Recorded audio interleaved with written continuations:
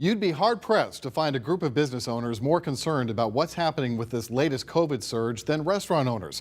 Just when they thought things were returning to normal, you can hear a collective sigh of here we go again. Let's bring in food and dining editor Jennifer Biggs with the Daily Memphian to talk about this. Jennifer, restaurants were just turning a corner. In fact, it's Memphis Dining Week, I believe, this weekend.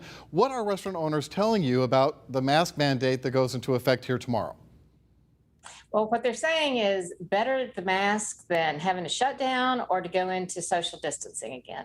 If they feel like if they have to shut down this time, this could be a death blow, is what somebody told me. For some of them, not for everyone, but it's hard. They're on board with the mask. If the masks are going to make us all get through this, this wildfire Delta variant, then they're happy to do it.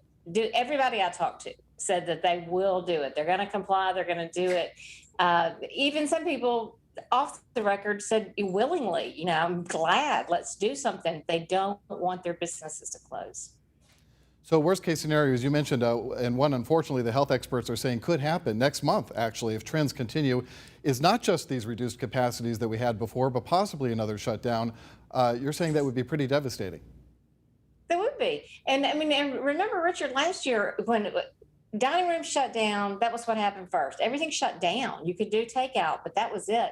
That lasted for about 6 weeks. So, think about something like that again without PPP money coming, which last time helped so many of them, get through. This time you have, Washington snarled up with the Restaurant Revitalization Act, and nobody really knows what's going to happen there. So, yeah, this could be, not only could it be financially devastating, but so demoralizing. And people are left wondering what's going to happen. Yes, we want people to be safe. We had 915 cases of COVID in Shelby County reported today. That, I think, is our second highest number ever. I'm not positive, but I think so.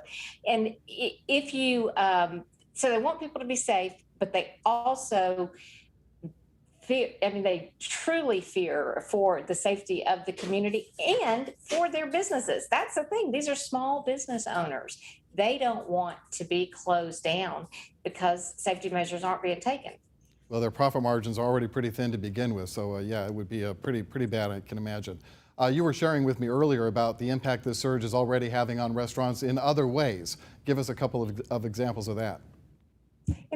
John Currents, who is a very successful restaurateur, James Beard Award winner, has a City Grocery, Big Bad Breakfast in Oxford, other restaurants there too. He's opened dozens of places in his career, and he's 3 months behind schedule getting Big Bad Breakfast in Memphis. He'll open next month. He says that he'll be open by the middle of September, but that he can't even give us a firm date because he's waiting on a freezer. He can't open without a freezer.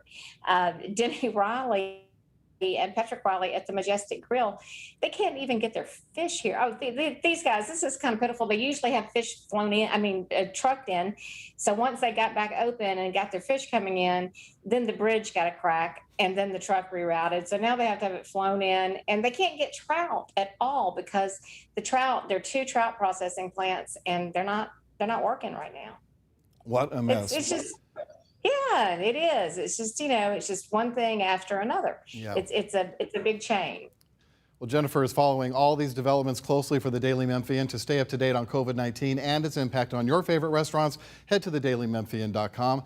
Jennifer, I hope sooner rather than later we can talk more about the fun restaurant stuff again and put this COVID stuff behind us. We'll see you again next week, okay? I do too, Richard. Thanks. Okay, we'll be right back.